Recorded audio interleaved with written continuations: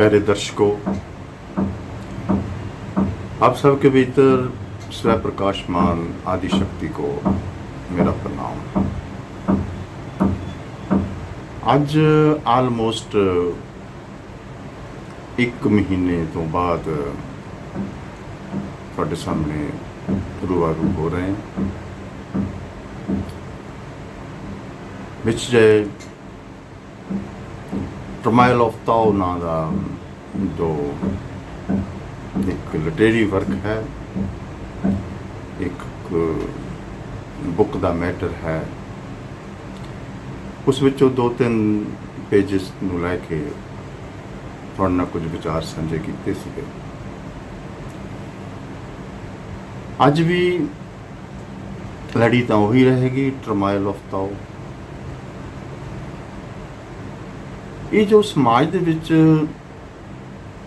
Different types ਸਾਨੂੰ trials ਦੇਖਣ ਨੂੰ ਮਿਲ ਰਹੇ ਨੇ।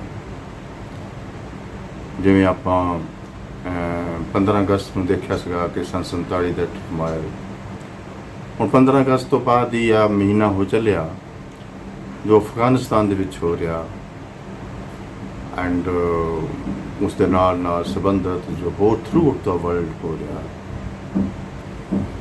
ਐਂਡ ਉਸ ਦਾ ਓਵਰਆਲ ਸੋਸਾਇਟੀ ਦੇ ਉੱਪਰ ਕੀ ਇਫੈਕਟ ਪੈ ਰਿਹਾ। ਸਿਮਿਲਰਲੀ ਜੋ ਕੁਝ ਪੰਜਾਬ ਦੇ ਵਿੱਚ ਹੋ ਰਿਹਾ, ਅਸੀਂ ਦੇਖਦੇ ਹਾਂ ਕਿ ਪੰਜਾਬ ਦੇ ਵਿੱਚ ਪਿਛਲੇ 1.5-2 ਸਾਲ ਤੋਂ ਇੱਕ ਵੱਖਰੀ ਪ੍ਰਕਾਰ ਦਾ ਟਰਮਾਇਲ ਚੱਲ ਰਿਹਾ, ਜਿਸ ਨੇ ਪੰਜਾਬ ਦਾ ਬਹੁਤ ਨੁਕਸਾਨ ਕੀਤਾ। ਉਸ ਦੇ ਨਾਲ ਸਾਡੇ ਨਾਲ ਦੀਆਂ 2 ਸਟੇਟਸ ਨੇ, ਹਿਮਾਚਲ ਦੀ ਐਂਡ ਹਰਿਆਣਾ ਦੀ। ਉਹ ਦੋਨੇ ਸਟੇਟਸ ਜਿਹੜੀਆਂ ਨੇ, ਜੇ ਅਸੀਂ ਉਹਨਾਂ ਨੂੰ ਪੰਜਾਬ ਦੇ ਨਾਲ ਉਹਨਾਂ ਦੀ ਅਸੀਂ ਡਿਵੈਲਪਮੈਂਟ ਨੂੰ ਦੇਖੀਏ ਤੇ ਉਹ ਹਰ ਫੀਲਡ ਵਿੱਚ ਪੰਜਾਬ ਤੋਂ ਕਿਤੇ ਅੱਗੇ ਨਿਕਲ ਗਈਆਂ ਨੇ। ਸੋ ਇਹ ਜਿਹੜੀ ਡੇ ਟੂ ਡੇ ਪੰਜਾਬ ਦੇ ਵਿੱਚ ਇੱਕ ਵੱਖਰੀ ਪ੍ਰਕਾਰ ਦਾ ਕਸ਼ਮਕਸ਼ ਚੱਲਦੀ ਗਈ ਪਈ ਹੈਗੀ ਆ, ਇੱਕ ਕਨਫਲਿਕਟ ਚੱਲ ਰਿਹਾ, ਇੱਕ ਐਜੀਟੇਸ਼ਨ ਨੇ ਪੰਜਾਬ ਦੇ ਵਾਤਾਵਰਨ ਨੂੰ ਇੱਕ ਇਸ ਪ੍ਰਕਾਰ ਦਾ ਨਫ਼ਰਤ ਦੇ ਨਾਲ ਭਰ ਦਿੱਤਾ। ਹਰ ਵਿਅਕਤੀ ਗੁੱਸੇ ਵਿੱਚ ਬੋਲ ਰਿਹਾ, ਸੋਸ਼ਲ ਮੀਡੀਆ ਚੁੱਕਦੇ ਆ ਤੇ ਕੋਈ ਵਿਅਕਤੀ ਕੋਈ ਵਿਚਾਰ ਪੇਸ਼ ਕਰਦਾ ਤੇ ਅੱਗੇ ਉਸ ਨੂੰ ਗੰਦੀ ਤੋਂ ਗੰਦੀ ਭਾਸ਼ਾ ਵਿੱਚ ਜੋ ਗਾਲੀ ਹੈ ਉਹ ਸੁਣਨ ਨੂੰ ਮਿਲ ਰਹੀ ਹੈਗੀ ਆ। ਤਾਂ ਮਨ 'ਚ ਉੱਠਦਾ ਕਿ ਵੀ ਮਨੁੱਖ ਇਤਨੀ ਨਫ਼ਰਤ ਦਾ ਕਿਉਂ ਸ਼ਿਕਾਰ ਹੋ ਜਾਂਦਾ। ਇੰਨੀ ਨਫ਼ਰਤ ਇੱਕ ਬਹੁਤ ਹੀ ਗੰਦੀ ਗਾਲੀ ਦਾ ਰੂਪ ਧਾਰ ਲਵੇ। दूसरे प्रति नफरत, दूसरे प्रति गुस्सा, क्रोध, एंड उसके पिछों संघर्ष, कॉन्फ्लिक्ट। मैं 2-3 शब्द इस करके वरते ने कि ट्रायल ऑफ ताओ जो है, it is a trial of Brahma. Universe का जो कॉन्शियसनेस है उस दे विच जिहड़े इहो ਜਿਹੇ ट्रायल्स वापरते ने, ਉਹਨਾਂ ਦੀ ਥੋੜ੍ਹੀ ਜਿਹੀ ਮੈਂ ਬੁਨਿਆਦ ਵਿੱਚ ਜਾਣਾ ਚਾਹਾਂਗਾ। ਚਿੰਤਾ ਦਾ ਵਿਸ਼ਾ ਹੈ। ਐਟਲੀਸਟ ਡਾਕਟਰ ਦੋਸਾਂਝ ਵਰਗਾ ਵਿਅਕਤੀ ਜਦੋਂ ਗਾਲੀ ਗਲੋਚ YouTube ਦੇ ਕੁਝ ਚੈਨਲਸ ਦੇ ਉੱਪਰ ਜਾਂ ਫੇਸਬੁੱਕ ਉੱਪਰ ਪੜ੍ਹਦਾ ਆ ਤਾਂ ਮਨ 'ਚ ਇੱਕ ਸਵਾਲ ਪੈਦਾ ਹੁੰਦਾ ਕਿ ਵੀ ਇਹ गुस्सा, एक क्रोध, किते दी बुनियाद डर तो नहीं? क्योंकि असीं देखते हैं कि क्रोध ते डर ये इकट्ठे हुंदे ने, एंड जदों ये प्रगट हुंदे ने तां ये कॉन्फ्लिक्ट का रूप धार कर लेंदे ने, संघर्ष का रूप धार कर लेंदे ने। सो जो भी सानू ये सारे दियां सारियां इस वक्त through out the world and also in the Punjab जो कुछ भी सानू ये नफरत दिखाई दे रही हैगी आ, गुस्सा दिखाई दे रहा हैगा आ, एंड कन्फ्लिक्ट, संघर्ष, ਇਹ ਸਾਰਾ ਕੁਝ ਦਿਖਾਈ ਦੇ ਰਿਹਾ ਹੈਗਾ। ਇਹਨੂੰ ਅਸੀਂ ਕੀ ਲੇਬਲ ਕਰਾਂਗੇ? ਪਿਆਰੇ ਦਰਸ਼ਕੋ, ਮੇਰਾ ਸੰਬੰਧ ਮੈਡੀਕਲ ਪ੍ਰੋਫੈਸ਼ਨ ਦੇ ਨਾਲ ਹੈ ਔਰ ਮੈਡੀਕਲ ਪ੍ਰੋਫੈਸ਼ਨ ਦੇ ਨਾਲ ਹੁੰਦੇ ਹੋਏ, ਜਿਵੇਂ ਕਿ ਤੁਸੀਂ ਮੇਰੀਆਂ ਪਿਛਲੀਆਂ ਵੀ ਐਪੀਸੋਡ ਦੇਖੇ ਹੋਣਗੇ, ਗੱਲਬਾਤ ਸਾਰੀ ਮਨ ਤੇ ਆ ਟਿਕਦੀ ਹੈਗੀ। ਇਹ ਜੋ ਗੁੱਸਾ ਹੈ, ਇਹ ਜੋ ਕ੍ਰੋਧ ਹੈ, ਇਹ ਜੋ ਕਨਫਲਿਕਟ ਹੈ, ਇਹ ਜੋ ਐਜੀਟੇਸ਼ਨ ਹੈ, ਇਹਨੂੰ ਮੈਂ ਇੱਕ ਲਫ਼ਜ਼ ਦੇਵਾਂਗਾ। ਉਹ ਲਫ਼ਜ਼ ਹੈ रुग्ण मानसिकता।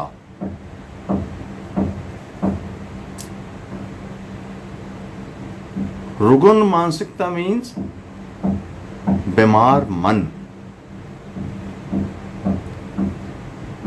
ਅਸੀਂ ਦੋ ਲਫ਼ਜ਼ ਵਰਤਦੇ ਹਾਂ, ਤੰਦਰੁਸਤ, ਸਵਸਥ ਤੇ ਅਸਵਸਥ, बीमार। ਫਿਜ਼ੀਕਲ ਰੋਗ ਹੈ, ਸਰੀਰ ਦਾ ਕੋਈ ਰੋਗ ਹੈ। ਵੈਸੇ ਤਾਂ ਇਹ ਸਰੀਰ ਦੇ ਵਿੱਚ ਵੀ ਇਤਨੀ ਸ਼ਮਤਾ ਹੈਗੀ ਆ ਕਿ ਉਹ ਹਰ ਰੋਗ ਨੂੰ ਆਪਣੇ ਆਪ ਦੇ ਵਿੱਚ ਹੀ, ਸਰੀਰ ਦੇ ਵਿੱਚ ਦੋ ਪ੍ਰਕਾਰ ਦੀਆਂ ਫੋਰਸਿਸ ਨੇ, ਇੱਕ ਡਿਫੈਂਸ ਫੋਰਸਿਸ ਨੇ, ਇੱਕ ਹਮਲਾਵਰ ਫੋਰਸਿਸ ਆਉਂਦੀਆਂ ਨੇ।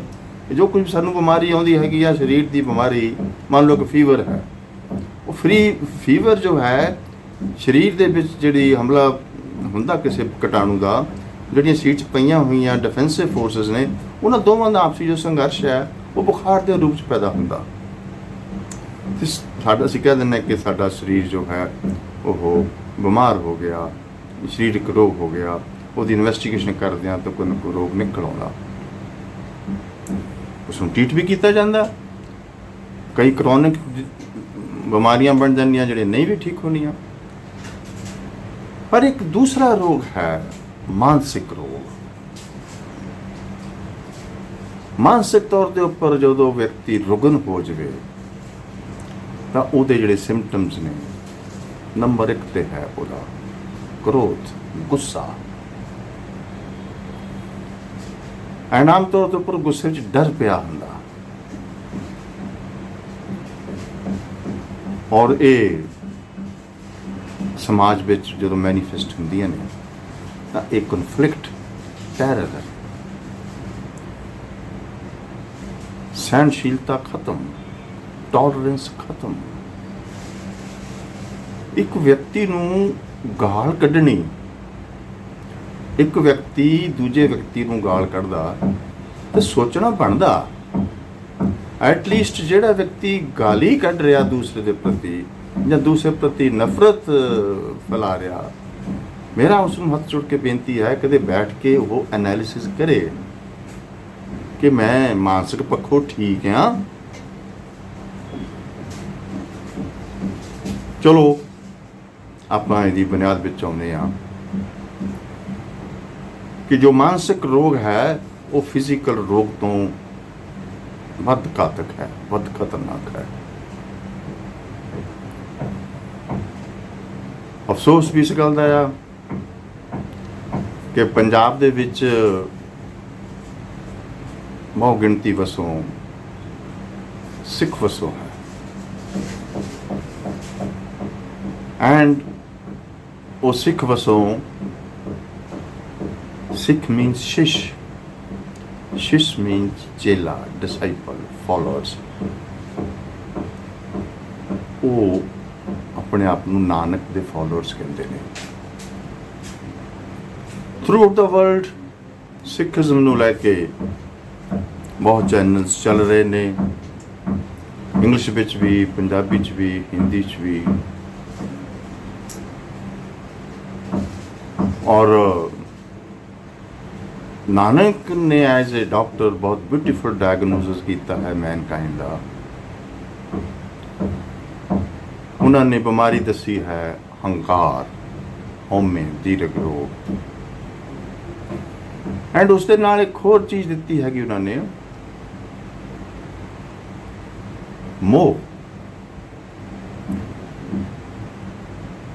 ਸਾਡੇ ਭਾਰਤ ਦੀ, ਭਾਰਤੀ ਦਰਸ਼ਨ ਦੀ ਇਹੀ ਇੱਕ ਖਾਸੀਅਤ ਹੈ ਕਿ ਉਹ ਮਨੁੱਖੀ ਬਿਮਾਰੀ ਦਾ ਜੋ ਬੁਨਿਆਦ ਹੈ ਉਹ ਉਸ ਨੂੰ मैं ते मेरा कहते ने। मैं है हंकार, मेरा है मोह। जब तक कि मैं एंड मेरे दी साइकोलॉजी रहेगी उदों तक ये अटैचमेंट एंड ए ईगोइज्म मनुख का खड़ा नहीं छड़ते।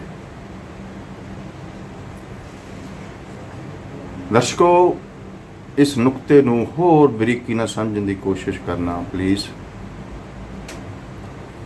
ये जो अटैचमेंट है, ये जो मोह है, ये शुरुआत घर तो हुंदा। मेरा घर, मेरे बच्चे, मेरे माँ बाप, मेरा बिजनेस, मेरा, मेरी बोली,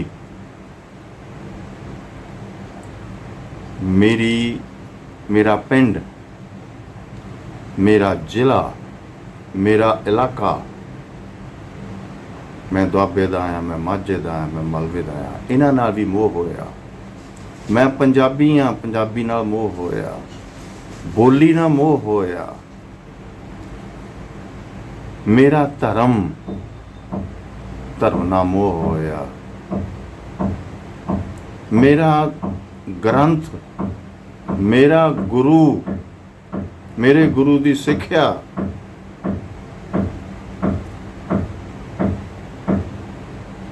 नानक कहते ने इस मोह नूं त्याग दे, इस संकार नूं त्याग दे। तो साडे वास्ते बीमारी ही सब तो वड्डी मेरा आ, मैं ते मेरा आ। ये मनुखी बीमारी दियां निशानियां ने, मानसिक बीमारी दियां निशानियां ने। अस्वस्थ। पिछली बार टर्माइल ऑफ ताओ दे विच मैं एक इंग्लिश मैसेज लिखा सी। उस मैसेज एक लाइन सी कि असीं ये जीवन बतीत करन लई, जो इस वक्त असीं वर्ल्डली अफेयर्स का जीवन बतीत कर रहे हैं, ਉਹਦੇ ਵਿੱਚ ਇੱਕ कर्म है ਜ਼ਰੂਰੀ कर्म, ਜਿਹਦੇ ਨਾਲ ਅਸੀਂ ਆਪਣੀਆਂ ਲਿਵਲੀਹੁੱਡ ਐਂਡ ਆਪਣੀ ਰੋਜ਼ੀ ਰੋਟੀ, ਕੱਪੜਾ ਮਕਾਨ, ਰੋਜ਼ਮਰਾ ਦੀ ਲਾਈਫ ਨੂੰ ਜੀਣ ਵਾਸਤੇ ਅਸੀਂ ਕਰਮ ਕਰਨਾ। ਇੱਕ ਹੈ ਉਹ ਕਰਮ ਜਿਹਨੂੰ ਮੈਂ ਕਹਿੰਦਾ ਐਸੈਂਸ਼ੀਅਲ ਕਰਮ, ਜ਼ਰੂਰੀ ਕਰਮ। ਇੱਕ ਕਰਮ ਹੈ ਨੌਨ ਐਸੈਂਸ਼ੀਅਲ। ਨੌਨ ਐਸੈਂਸ਼ੀਅਲ ਕਰਨ ਦੇ ਵਿੱਚ ਥੋੜ੍ਹੀ ਜਿਹੀ ਮਨ ਦੀਆਂ ਜਿਹੜੀਆਂ ਭਾਵਨਾਵਾਂ ਨੇ, ਕੁਝ ਮਨ ਦੀ ਖੁਰਾਕ ਹੈ, ਜਿਵੇਂ ਕੋਮਲ ਕਲਾਵਾਂ ਨੇ, ਫਾਈਨ ਆਰਟਸ ਨੇ, ਗੀਤ ਹੈ, ਸੰਗੀਤ ਹੈ, ਰਾਈਟਿੰਗ ਹੈ, ਲਿਟਰੇਚਰ ਹੈ, ਉਹ ਲਿਵਲੀਹੁੱਡ ਨਹੀਂ ਹੈ। ਉਹ ਇੱਕ ਇਹੋ ਜਿਹਾ ਭਾਵ ਦੇ ਤਲ ਦੇ ਉੱਪਰ ਐਡਾ ਸੂਖਸ਼ਮ ਵਰਤਾਰਾ ਹੈ ਕਿ ਉਸ ਦੇ ਵਿੱਚੋਂ ਰੋਟੀ ਕਮਾਉਣੀ ਪਾਪ ਹੈ, ਕਿਉਂਕਿ ਉਹ ਐਂਟਰੀ ਹੈ to enter the world of spiritualism. that is non essential। ਉਹਦਾ ਕਰਮਾ ਹੈ, ਕੋਮਲ ਕਲਾਕਾਰ ਦਾ ਜੋ ਕਰਮ ਹੈ, that is non essential। 5 to 10% ਮਨੁੱਖ ਦਾ ਇੰਟੈਲੈਕਟ ਇਹਨਾਂ ਦੋ essential and non essential deeds ਦੇ ਵਿੱਚ ਹੀ ਲੱਗਦਾ। ਬਹੁਤ ਮੁਸ਼ਕਿਲ ਦੇ ਨਾਲ 15% ਇੰਟੈਲੈਕਟ ਤੱਕ ਇਨਵੋਲਵਮੈਂਟ ਕਰਦਾ ਆ ਇੱਕ ਸਾਇੰਟਿਸਟ, ਇੱਕ ਰਿਸਰਚਰ, ਇੱਕ ਖੋਜੀ, ਜਿਵੇਂ ਆਇਨਸਟਾਈਨ ਹੈ, ਜਿਵੇਂ ਹੋਰ ਦੁਨੀਆ ਦੇ ਵੱਡੇ ਵੱਡੇ ਸਾਇੰਟਿਸਟ ਨੇ। ਉਹ ਵੀ ਨਾਟ ਮੋਰ ਦੈਨ 50% ਆਫ ਇੰਟੈਲੈਕਟ ਤੋਂ ਉੱਪਰ ਨਹੀਂ ਜਾਂਦੇ। ਸੋ ਮੈਂ ਕਹਾਂਗਾ ਕਿ ਸੰਸਾਰਿਕ ਐਕਟੀਵਿਟੀ ਜਿਸ ਪ੍ਰਕਾਰ ਦੀ ਹੈ, ਉਹ 'ਚ 5 to 15% intellect is involved, it's utilized. ਬਾਕੀ ਦਾ ਜੋ ਟੋਟਲ ਇੰਟੈਲੈਕਟ ਹੈ, that remains unutilized। पिछले अपने टर्माइल ऑफ थॉट मैं लिखा सीगा, एक बुद्धि योग लफ्ज़ ਨੂੰ ਵਰਤੇ। मैं बुद्धि योग तो फिर दोबारा क्यों आ रहा है यहाँ, क्योंकि बुद्धि योग राही ही असी जो अस्वस्थ डिजीज्ड रोगन माइंड एंड शरीर है, ਉਸ ਨੂੰ ਅਸੀਂ ਕਿਵੇਂ ਸਵਸਥ ਕਰਨਾ ਹੈਗਾ ਆ, ਕਿਵੇਂ ਉਹਨੂੰ ਹੈਲਦੀ ਕਰੀਏ, ਕਿਵੇਂ ਉਸ ਨੂੰ ਰੋਗ ਤੋਂ ਮੁਕਤੀ ਪਾਈਏ, ਮੈਂ ਉਹਦੇ ਵੱਲ ਆਵਾਂਗਾ। ਉਹਦੇ ਵਿੱਚ ਇੱਕ ਚੀਜ਼ ਅਸੀਂ ਵਰਤ ਰਹੇ ਹੈਗੇ ਹਾਂ ਭਾਰਤੀ ਦਰਸ਼ਨ 'ਚ, ਬੁੱਧੀ ਯੋਗ। ਬੁੱਧੀ ਯੋਗ ਦੇ ਵਿੱਚ ਜਿਹੜੀ ਇੰਟਲੈਕਟ ਦੀ ਇਨਵੋਲਵਮੈਂਟ ਹੈ ਉਹ 100% ਹੁੰਦੀ ਆ। ਸੰਸਾਰ ਦੇ ਵਿੱਚ ਜੋ ਵੀ ਅਸੀਂ ਕਰਮ ਕਰਦੇ ਹਾਂ, ਸਾਡੇ ਇੰਟਲੈਕਟ ਦੀ ਇਨਵੋਲਵਮੈਂਟ 5 to 15%, ਲੇਕਿਨ ਜਦੋਂ ਅਸੀਂ ਬੁੱਧੀ ਯੋਗ ਵਾਲੇ ਪਾਸੇ ਨੂੰ ਮੁੜਾਂਗੇ ਤਾਂ ਸਾਡੀ ਇਨਵੋਲਵਮੈਂਟ 100% ਹੋਣੀ ਚਾਹੀਦੀ ਹੈ, ਨਹੀਂ ਤਾਂ ਬੁੱਧੀ ਯੋਗ ਨਹੀਂ ਹੋਵੇਗਾ। ਉਸ ਵਿੱਚ ਲਫ਼ਜ਼ ਵਰਤਿਆ ਸੀ, ਜਦੋਂ ਅਸੀਂ 100% ਬੁੱਧੀ ਯੋਗ ਨੂੰ ਅਪਣਾਉਂਦੇ ਹਾਂ ਤਾਂ ਅਸੀਂ ਉਦੋਂ ਆਪਣੇ ਆਪ ਦੇ ਵਿੱਚ to stand within oneself, ਆਪਣੇ ਆਪ ਦੇ ਵਿੱਚ ਠਹਿਰ ਜਾਂਦੇ ਹਾਂ, ਆਪਣੇ ਆਪ ਵੱਲ ਮੁੜਦੇ ਹਾਂ। ਜਿਸ ਨੂੰ ਨਾਨਕ ਕਹਿੰਦੇ ਨੇ, ਇਹ ਪ੍ਰਾਣੀ ਤੂੰ ਆਪਣਾ ਮੂਲ ਪਹਿਚਾਣ। ਜਦੋਂ ਅਸੀਂ ਆਪਣਾ ਮੂਲ ਪਹਿਚਾਨਣ ਵੱਲ ਮੂੰਹ ਕਰਦੇ ਹਾਂ ਤਾਂ ਉਸ ਵਕਤ ਬੁੱਧੀ ਯੋਗ ਦਾ ਆਸਰਾ ਲੈਣਾ ਪੈਂਦਾ ਹੈਗਾ। 100% involvement of intellect is there. ਮੈਨੂੰ ਗੱਲ ਇੱਕ ਯਾਦ ਆ ਗਈ, ਪਿੱਛੇ ਕੋਈ ਚੰਡੀਗੜ੍ਹ ਮੈਂ ਸੈਮੀਨਾਰ ਦੀ ਇੱਕ ਫੋਟੋ ਦੇਖ ਰਿਹਾ ਸੀਗਾ ਤੇ ਸਾਡਾ ਇੱਕ ਮਿੱਤਰ ਮਲਵਿੰਦਰ ਸਿੰਘ ਮਾਲੀ ਸਪੀਚ ਕਰ ਰਿਹਾ ਸੀਗਾ। ਉਹਨੇ ਇੱਕ ਸੈਂਟੈਂਸ ਵਰਤਿਆ ਕਿ ਸਿੱਖਾਂ ਨੂੰ ਆਪਣਾ ਮੂਲ ਪਹਿਚਾਨਣਾ ਹੋਵੇਗਾ। ਉਹਦੇ ਵਾਸਤੇ ਸਿੱਖਾਂ ਦਾ ਮੂਲ ਸੀਗਾ ਸਿੱਖ ਰਾਜ, ਕਿ ਮਹਾਰਾਜਾ ਰਣਜੀਤ ਸਿੰਘ ਦਾ ਰਾਜ ਇੱਥੋਂ ਲੈ ਕੇ ਇੱਥੇ ਤੱਕ ਸਪਰੈਡ ਸੀ। ਸਿੱਖਾਂ ਦਾ ਮੂਲ ਇੱਥੇ ਆ। ਮੈਂ ਸਮਾਈਲ ਦੇ ਕੇ ਮੈਂ ਛੱਡਤਾ ਕਿਉਂਕਿ ਵੇਸਟੇਜ ਆਫ ਟਾਈਮ ਸੀ। ਇੱਕ ਛੋਟੇ ਜਿਹੇ ਅਰਥ ਦੇ ਕਿੱਡੇ ਵੱਡੇ ਅਨਰਥ ਹੋ ਜਾਂਦੇ ਹੈਗੇ ਆ ਜਦੋਂ ਤੁਸੀਂ ਉਹਨੂੰ ਸਬਜੈਕਟਿਵ ਫੈਨੋਮੀਨਾ ਵਿੱਚੋਂ ਕੱਢ ਕੇ ਓਬਜੈਕਟਿਵ ਫੈਨੋਮੀਨਾ ਤੱਕ ਕਨਫਾਈਨ ਕਰ ਦਿੰਦੇ ਹੋ ਤਾਂ ਉਹਦਾ ਸਾਰਾ ਕੁਝ ਐਸੈਂਸ ਖਤਮ ਕਰ ਦਿੰਦੇ ਹੋ। ਨਾਨਕ ਜਿਸ ਮੂਲ ਨੂੰ ਪਹਿਚਾਨਣ ਦੀ ਗੱਲ ਕਰਦੇ ਨੇ ਉਹ ਹੈ ਬੁੱਧੀ ਯੋਗ, to stand in oneself, ਆਪਣੇ ਆਪ ਦੇ ਵਿੱਚ ਐਂਟਰ ਕਰ ਜਾਣਾ, ਆਪਣੇ ਆਪ ਦੇ ਵਿੱਚ ਸਵੈ ਸਥਿਤ ਹੋ ਜਾਣਾ। ਅਸੀਂ ਭਾਰਤੀ ਦਰਸ਼ਨ ਵਿੱਚ ਸਵਸਥ ਦੀ, ਇੱਕ ਅਰੋਗੀ ਦੀ, ਇੱਕ ਹੈਲਦੀ ਪਰਸਨ ਦੀ ਜਾਂ ਹੈਲਦੀ ਵਾਤਾਵਰਨ ਦੀ ਜਾਂ ਹੈਲਥ ਦੀ ਜਿਹੜੀ ਸਾਡੀ ਪਰਿਭਾਸ਼ਾ ਹੈ ਉਹ ਹੈ ਸਵਸਥ। ਸਵਸਥ ਮੀਨਸ ਸਵੈ ਸਥਿਤ। ਸਵੈ ਸਥਿਤ means a buddhi yoga, 100% involvement of the intellect in the inward journey, towards the inward journey. Cut off हो गए बारों। स्वै स्थित, जब तक व्यक्ति स्वै स्थित नहीं होता उद तक कोई व्यक्ति समतावान नहीं हो सकता। समतावान मीन्स जिस व्यक्ति ने अपनी कॉन्शियसनेस नू थोड़ा जिहा भी देख लिया, मूल नू पहचान लिया। मूल पहचाना की है? To know your consciousness, to realise your consciousness, to stand in your consciousness, to be one with your consciousness. क्या होगा? साक्षी पैदा हो जाएगा। साक्षी कौन है? जिदा हुण तुसीं आ तस्वीर देख रहे हो, मेरी तस्वीर देख रहे हो, ये दृश्य है, एक दृश्य है जो असीं समाज दे विच सारे दृश्य देखते हैं। इनू कौन देख रहा? साडा शरीर। वो शरीर दियां इंद्रियां ने जिहड़ियां कि उस दृश्य नू एज ए इंस्ट्रूमेंट के तौर के उपर, अखां ने, कन ने, सब कुछ आवाज़ सुनी जा रही है, अख नाल देखा जा रहा है, फील किया जा रहा है, वो सारे का सारा दृश्य नूं कौन देखदा? ये शरीर एंड उहदियां सेंसेस। दो हो गए, लेकिन ये शरीर तो पार है दृष्टा। दृश्य, शरीर एंड दृष्टा। और वो दृष्टा है उसनूं ही नानक मूल कहंदे ने। उसकी रियलाइजेशन ही मनुख नूं स्वै स्थित कर दिंदी हैगी। स्थित पराग्या उसनूं बोलदे ने।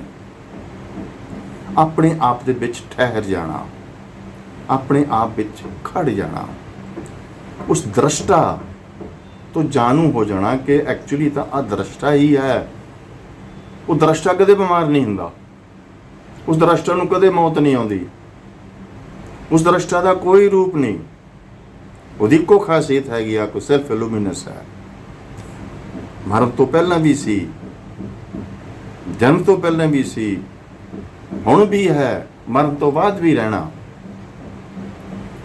ਉਸ ਦੀ ਰੀਅਲਾਈਜੇਸ਼ਨ ਦੇ ਵਾਸਤੇ ਅਸੀਂ ਇਹ ਬੁੱਧੀ ਯੋਗ ਲਫ਼ਜ਼ ਵਰਤਦੇ ਹਾਂ। ਉਹਦਾ ਕੀ ਫਾਇਦਾ ਹੈ? ਟੂ ਬਿਕਮ ਸਵੈ ਸਥਿਤ। ਜਦ ਤੱਕ ਮਨੁੱਖ ਸਵੈ ਸਥਿਤ ਨਹੀਂ ਹੁੰਦਾ, ਉਦ ਤੱਕ ਉਹ ਸਮਤਾਵਾਨ ਨਹੀਂ ਹੋ ਸਕਦਾ। ਉਦ ਤੱਕ ਉਹਦੀ ਸਟਰਗਲ, ਜਿਹੜੇ ਡੁਅਲਿਜ਼ਮ ਦੇ ਦੋਨੇ ਐਸਪੈਕਟਸ ਨੇ, ਉਹਨਾਂ ਵਿੱਚ ਉਹ ਪਾਗਲਾਂ ਦੀ ਤਰ੍ਹਾਂ ਭਟਕਦਾ ਰਹੇਗਾ। ਸੋ ਹਰਕਾਰਾ ਚੈਨਲ ਵੱਲੋਂ ਬੜੇ ਕੋਈ ਮਹੀਨੇ ਤੋਂ ਬਾਅਦ ਅੱਜ ਫਿਰ ਜੋ ਸਾਡਾ love and compassion to make this society contribute to make this society more beautiful, ਇਹ ਲਵ ਐਂਡ ਕੰਪੈਸ਼ਨ ਹੈ, ਜਿਹਦੀ ਗਿਣਤੀ ਥੋੜੇ ਕੀਤੇ ਸਮਾਜ ਇਸ ਤਰੀਕੇ ਨਾਲ ਸੰਕਟਗ੍ਰਸਤ ਹੋ ਚੁੱਕਾ, ਇਸ ਤਰੀਕੇ ਨਾਲ ਟਰਮਾਇਆ 'ਚ ਫਸ ਚੁੱਕਾ, ਇਸ ਤਰੀਕੇ ਨਾਲ ਨਫ਼ਰਤ, ਕ੍ਰੋਧ, ਹੰਕਾਰ, ਲੜਾਈ, ਪੜਾਈ, ਟੈਰਰ, ਹਿੰਸਾ ਦਾ ਸ਼ਿਕਾਰ ਹੋ ਚੁੱਕਾ ਕਿ ਇਹਨਾਂ ਗੱਲਾਂ ਦੀ ਬੇਸਿਕਲੀ ਤਾਂ ਸਮਾਜ ਦੀ ਬੁਨਿਆਦ ਤਾਂ ਇਹੀ ਹੈ, ਇਹ ਮੂਲ ਹੀ ਹੈ। ਕਿ ਇਸ ਪਾਸੇ ਨੂੰ ਮੇਰੇ ਦੋਸਤੋ, ਸਵੈ ਸਥਿਤ ਹੋਣ ਵਾਲੇ ਪਾਸੇ ਨੂੰ, ਸਮਤਾਵਾਨ ਹੋਣ ਪਾਸੇ ਨੂੰ ਜਰਾ ਦੇਖਣਾ। ਜਿਹੜੀਆਂ ਨੈਗੇਟਿਵ ਫੋਰਸਿਸ ਨੇ, ਅਸੀਂ ਭਾਰਤੀ ਲੋਕ ਉਹਨਾਂ ਦੀ ਵੀ ਵਿਰੋਧਤਾ ਨਹੀਂ ਕਰਦੇ। ਮੈਂ ਵੀ ਵਿਰੋਧਤਾ ਨਹੀਂ ਕਰਦਾ। ਨੈਗੇਟਿਵ ਫੋਰਸ ਜਿਵੇਂ ਸਾਨੂੰ ਆਪਣੇ ਹਿੰਦੁਸਤਾਨ 'ਚ ਵੀ ਦਿਸਦੀ ਆ, ਵਰਲਡ ਵਾਈਡ ਵੀ ਦਿਸਦੀ ਹੈਗੀ ਆ। ਜਦੋਂ ਕੋਈ ਕਿਸੇ ਵਿਅਕਤੀ ਕਿਸੇ ਖਿਲਾਫ ਬੋਲਦਾ, ਹੁਣ ਇਤਨਾ ਵੱਡਾ ਪ੍ਰੋਪੇਗੈਂਡਾ ਹੋ ਰਿਹਾ ਸਮਾਜ ਦੇ ਵਿੱਚ, ਸਮਾਜ ਦਾ ਖੜਾ ਪ੍ਰੋਪੇਗੈਂਡਾ ਸਿਰ ਦੇ ਉੱਪਰ ਹੈਗਾ। ਕਾਹਦੇ ਵਾਸਤੇ? ਕਿਉਂ ਪ੍ਰੋਪੇਗੈਂਡਾ ਚਾਹੀਦਾ? ਕਿਉਂਕਿ ਝੂਠ ਨੂੰ ਆਪਣੀ ਗੱਲ ਸੁਣਾਉਣ ਲਈ ਪ੍ਰੋਪੇਗੈਂਡਾ ਚਾਹੀਦਾ। ਝੂਠ ਖੜਾ ਹੀ ਪ੍ਰੋਪੇਗੈਂਡਾ ਤੇ ਹੈਗਾ। ਸੱਚ ਚੁੱਪ ਕੀਤਾ ਰਹਿੰਦਾ, ਕਹਿੰਦਾ ਠੀਕ ਹੈ, ਇਹਨੂੰ ਕਰਨ ਦੇ ਜੋ ਕਰਦਾ। ਇਸ ਤਰੀਕੇ ਨਾਲ ਹੀ ਦੁਨੀਆ ਭਰ ਦੇ ਵਿੱਚ ਇਤਨਾ ਪ੍ਰੋਪੇਗੈਂਡਾ ਕੀਤਾ ਜਾ ਰਿਹਾ ਇਸ ਮੀਡੀਆ ਦੇ ਰਾਹੀਂ। ਪ੍ਰੋਪੇਗੈਂਡਾ ਮੀਨਸ ਝੂਠ ਦਾ ਪ੍ਰਚਾਰ। ਮੇਰੀ ਚਾਚੇ, ਸੱਚ ਦਾ ਕਦੇ ਪ੍ਰੋਪੇਗੈਂਡਾ ਨਹੀਂ ਹੁੰਦਾ। ਸੱਚ ਤਾਂ ਇੱਕ ਇਹੋ ਜਿਹੀ ਰੌਸ਼ਨੀ ਹੈ ਜਿਹੜੀ ਕਿ अपने आप ही गोलों से खुशबू खुद ब खुद आ ही जाती है, वो खुशबू नहीं होती जो बताई जाती है। ये जो प्रोपेगेंडे राही असी साबित करने की कोशिश करते हैं कि आ ठीक है, आ गलत है, वो नैगेटिव फोर्स, चाहे दुनिया भर के लैफ्टिस्ट लोग ने, चाहे दुनिया भर के फनैटिक रिलीजियस फनैटिक्स ने, किसी तरह के भी होण, ਜਿਹੜਾ ਇਹ ਝੂਠ ਦਾ ਸਹਾਰਾ ਲੈ ਕੇ ਪ੍ਰੋਪੇਗੈਂਡਾ ਕਰ ਰਿਹਾ, ਉਹ ਨੈਗੇਟਿਵ ਫੋਰਸ। ਪਰ ਅਸੀਂ ਹਿੰਦੁਸਤਾਨੀ, ਅਸੀਂ ਭਾਰਤੀ, ਉਸ ਨੈਗੇਟਿਵ ਫੋਰਸ ਨੂੰ ਕਹਿੰਦੇ ਆ ਕਿ ਤੂੰ ਸਾਡਾ ਹਿੱਸਾ ਆ, ਤੇਰੇ ਬਗੈਰ ਤਾਂ ਐਵੋਲੂਸ਼ਨ ਹੋ ਹੀ ਨਹੀਂ ਸਕਦਾ। ਸੋ ਦੋਸਤੋ, ਅੱਜ ਇਤਨਾ ਹੀ ਸਹੀ। ਬਾਕੀ ਮੈਂ ਮੇਰੇ ਜਿਹੜੇ ਕੁਲੀਗ ਨੇ ਸਵਪਨ ਜੀ, ਉਹਨਾਂ ਨੂੰ ਕਹਾਂਗਾ ਕਿ ਹਫਤੇ 'ਚ ਇੱਕ ਵਾਰ ਇਹਨੂੰ ਆਪਾਂ ਇੱਕ ਸਮ ਸੌਰਟ ਆਫ ਆਪਸੀ ਡਿਸਕਸ਼ਨ ਦੇ ਰਾਹੀਂ ਤੁਹਾਡੇ ਸਾਹਮਣੇ पेश होगी। एक बार फिर आप सबके भीतर उस स्वयं प्रकाशमान आदि शक्ति को मेरा प्रणाम।